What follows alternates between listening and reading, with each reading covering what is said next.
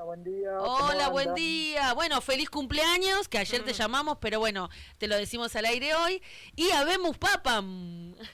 Habemos papam. Como bien nos avisaste, fue el día de la Virgen de Luján, definitivamente. Sí, lo dijiste, lo pronosticaste. Bien. Sí, la verdad que fue una alegría. A ver, personalmente, la primera imagen y algunos detalles iniciales me dieron un poco de escozor. Pero después, esto de que lo presentaran como norteamericano, ya ahí me empezó a preocupar. Claro. Pero después, a medida que iban apareciendo las primeras informaciones y hablando con el obispo auxiliar de Quilmes, de mi diócesis, que lo conoce, porque también estuvo muchos años en Perú, la verdad que dije, vamos todavía, le dieron por el Espíritu Santo y acá estamos. Claro. Bien, Ricky, ¿y pertenece a la Orden de San Agustín? ¿Qué significa eso? ¿Qué pautas nos da? ¿Qué es la Orden de San Agustín? A ver, los agustinos, San Agustín era no era santo, era una persona normal, fue una persona bastante playboy en términos de hoy, ¿no? Un tipo que se dedicaba a la joda, vida de joda. Y Santa Mónica fue su madre, que fue la que con sus oraciones lo terminó convirtiendo. Mira. Entonces, San Agustín fue un converso, o sea, que conoció un tipo de vida y que después de su conversión empezó a hacer una entrega fuerte al Evangelio. Y él armó su congregación, que las congregaciones se arman después, pero digamos su inicio fue la búsqueda de lo comunitario, vivir en comunidad, vivir en la educación y en la enseñanza del Evangelio. Por eso básicamente los colegios agustinos se dedican a la educación y tienen colegios, claro, como pasan con muchas otras órdenes, cuando se masifican pierden la matriz o la originalidad del iniciador. Claro. Por eso hay un chiste adentro de la iglesia que dice, Dios no sabe dónde está la pobreza de los franciscanos. Pero bueno, con respecto a San Agustín, la idea era acompañar desde la educación a los más pobres. Y vos ves que los colegios agustinos no se jactan por ser precisamente lugares de los más pobres, sino son colegios muy caros. Claro. Aunque están insertos en un montón de localidades de distintas partes del mundo, sobre todo en África y en Latinoamérica, por fuera del tema de la educación, viviendo y conviviendo con la pobreza. De hecho, ahí es donde viene Rodolfo, que él, si bien nació en Estados Unidos, su madre era española y su padre sí era estadounidense, o sea que conoce bien el tema de los inmigrantes. No, me parece que su padre era... francés, habíamos dicho acá. No sé si es ¿Cómo? así. Acá habíamos dicho que tiene ascendencia francesa y española. Exacto. Por lo tanto, el tema de la migración él lo conoce perfecto y por eso también se preocupó de criticar a Trump en su momento por el tema de los migrantes, ¿no? Es interesante. Ayer un cura me decía que como para poder tener más claro, ver los tweets muy previo, incluso hasta la muerte de Francisco, muy previo a la muerte de Francisco, de qué era lo que él retuiteaba, qué era lo que escribía. O sea, no tenía una participación muy activa, pero sí retuiteaba cosas interesantes. Una de ellas es cómo podía ser que el vicepresidente de Estados Unidos y muchos pudieran dormir y estar tranquilos haciendo lo que le estaban haciendo los pobres, especialmente los pobres inmigrantes, ¿no? Claro. Entonces, eso vos ya ves que el tipo ya viene con una matriz de un pensamiento más del lado nuestro, si querés, como podríamos decir ahora. Pero los agustinos se caracterizan por eso, ¿no? Por ser educadores y acompañar al pueblo más pobre. Bien. Te saco un poquito lo de San Agustín y preguntarte por qué por qué cada papa elige su nombre. ¿Qué significa eso? ¿Significa traer estas virtudes o qué significa? ¿Por qué los papas eligen un nombre nuevo, digamos? Bueno, esa es una vieja tradición de la Iglesia, que el Papa suele cambiarse el nombre de bautismo por un nombre al cual consideran un referente importante o sobre quién podrían llegar a basar su trabajo. Claramente el ejemplo más reciente es el de Francisco, ¿no? Juan Pablo II, porque quiso hacer honor a Juan y a Pablo, los apóstoles muy fuertes del Evangelio y de los Hechos de los Apóstoles. Francisco, porque el tema de la pobreza lo hacía repensar ese tema, y de ahí es donde eligió esto. León XIII, me parece que acá hay factores muy interesantes. Uno, para despegarse de la cuestión francisquista y que no lo cataloguen como Francisco parte B. ¿entendés? Claro. Y Sí. eligió un papa que es muy fuerte en lo que hace a la doctrina social de la Iglesia. Porque León XIII, en 1800 y pico, lo que hizo fue que en plena época de la revolución, o ya empezar la revolución industrial, donde estaba avanzando sobre Europa el comunismo de una manera muy fuerte, y que esto estaba costando mucho a la Iglesia, comillas, mantener a los fieles, cierro comillas, escribe la Rerum Novarum. ¿Y la Rerum Novarum qué es? Es una encíclica que habla sobre el trabajo, sobre la explotación, sobre la acción social de los bienes, sobre el compartir, sobre la no explotación del trabajo, la del sueldo digno. O sea, no tenía ese título inicial, pero sobre la justicia social que tanto conocemos y de que tanto hablamos muchas veces. Entonces, este Papa tiene algunos desafíos importantes desde este lugar, ¿no? Primero que consolidar lo sinodal que había empezado Francisco, profundizar el compromiso social, me parece a mí, y una contención que deberá trabajar frente a los extremistas conservadores, ¿no? O sea, lo que siempre se estuvo hablando de lo peligroso que sería que la Iglesia volviera para atrás, Claro. y que se ve que logró el consenso de los conservadores, o por lo menos fue bien visto a los conservadores, si no hubiera salido de la Iglesia.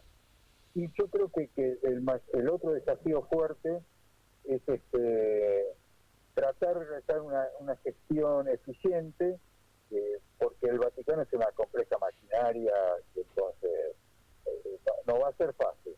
Ahora, creo yo que el verdadero reto a futuro es no solo evitar los retrocesos, sino hacer que la reforma eclesial se convierta en una cultura espiritual. Lo que yo alguna vez les comenté, que me parecía que Francisco venía bárbaro, pero no hacía cambios estructurales dentro del Vaticano, y que podía suceder que el próximo Papa terminara de dar vuelta a todo. Bueno, estos cambios estructurales son los que me parece que es una posibilidad que tiene el nuevo Papa, sobre todo desde el concepto de que escoba nueva barre bien. Entonces, Claro, claro, tiene toda la impronta de poder hacerlo ahora, ¿viste? Y si lo logra, será el Papa que terminó de traducir, ¿viste? Lo profético que fue Francisco en la realidad, ¿no? La profecía franciscana, la de iglesia de pobres para los pobres, ¿no? Cosa que fue lo que dijo ayer en su primer discurso, ¿no? Claro, sí. Así que la verdad que reconozco mis primeros instantes de cierta bronca, pero luego me arrepentí y di gracias a Dios y a la Virgen de Luján por este nuevo Papa. Y hay un detalle que ya salió en muchos lados, pero por ahí ustedes no lo registraron, o tal vez sí, disculpen, no pude escuchar porque desde el principio estoy en la ruta viajando a La Plata. Juan XXIII fue el Papa que un 8 de mayo de 1887, si no mal no tengo la fecha, le dio la corona a la Virgen de Luján, nombrándola señora y patrona de Argentina. Sí. ¿Cuándo fue elegido? 8 de mayo. Sí. Nombre del Papa, Juan XXIV, en honor a Juan XXIII. Me parece, como yo dije la otra vez, quiero creer. Elegimos creer. En los signos, ¿no? Elijo creer en los signos, elijo creer que podemos tener un buen papado si lo deja. Ojalá así sea. Un buen pastor parece ser con olor a oveja, ¿no? Como decías vos, que es lo que suponemos, o bueno, no sé. Hasta que no empiece a desarrollar su mandato, no vamos a saber realmente cómo va a influir él en la vida de todos los católicos diseminados en el mundo. ¿Alguna otra cosita más que quieras contarnos, Ricky, o decir algún dato importante? Mirá, yo lógicamente creo que es un papa, o va a ser un papa moderadamente reformista, pero con una gran apertura pastoral, y esto de apertura significa inclusión, ¿no? El tema es, como era muy cercano al papa, yo ten en cuenta que Francisco lo sacó de Perú para llevárselo al Vaticano como obispo, y lo nombra prefecto del dicasterio de los obispos. ¿Qué es esto? El dicasterio de los obispos es como donde se cocina los obispos del mundo, o sea, donde hace falta un obispo en tal lugar. Bueno, a ver, ¿quién ponemos? ¿Quién elegimos? ¿Quién buscamos? ¿Qué consulta hacemos? Y a partir de ahí se decide quién va a ser el nuevo obispo en tal o cual lugar. Y es un puesto clave y fundamental que lleva la impronta del Papa Hermoso. Francisco lo llevó para eso. Exacto. Por lo tanto, por eso mucho se dice que era también muy cercano. De hecho, se reunían todos los sábados rigurosamente 2 horas de reuniones para hablar de estos temas. Así que... Podemos decir que es el legado de Francisco, podemos decirlo. Claro, pero además como tenía algo rango, o sea, estaba en la cúpula del Vaticano, tenía mucha experiencia de gobierno y de gestión. Y como es de perfil bajo, por eso no aparecía en los márgenes, ¿viste? de la discusión de quién podía ser de los papables. ¿Te acuerdas lo que te decía el otro día? Quien entra papable sale cardenal. Sale cardenal, sí.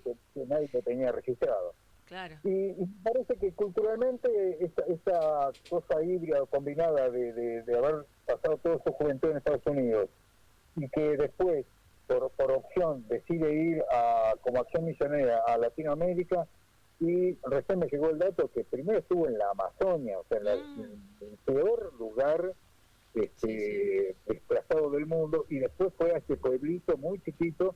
Yo les mandé una foto, no sé si la están pudiendo ver, de cuando era cura y obispo, repartiendo comida, andando en caballo, recorriendo los riachos inundados. O sea, un tipo que ha estado con la gente, no se encerró en en el oropel de ser obispo príncipe de iglesia. Yo sé que te estoy robando tiempo, así no. que nos parece perfecto porque es todo lo que necesitamos saber. ¿Y a la ceremonia le falta algo?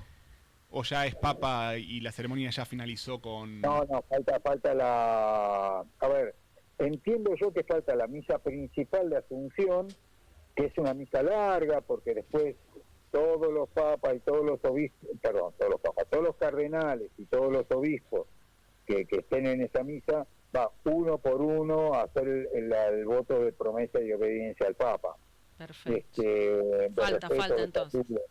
Entonces falta toda esta parte más formal, que supongo que será el fin de semana, porque además se espera la llegada de invitados internacionales, presidentes, jefes de Estado.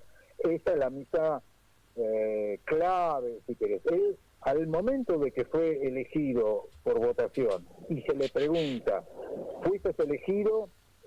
¿Aceptás ser papa? Y él dijo, sí. A partir de ese momento, técnicamente es papa. Lo que haga y decida ya es ser papa, nada más que la formalidad institucional empezará un poquito después. Si querés, la firma. Claro, a poder firmar, autorizada la firma.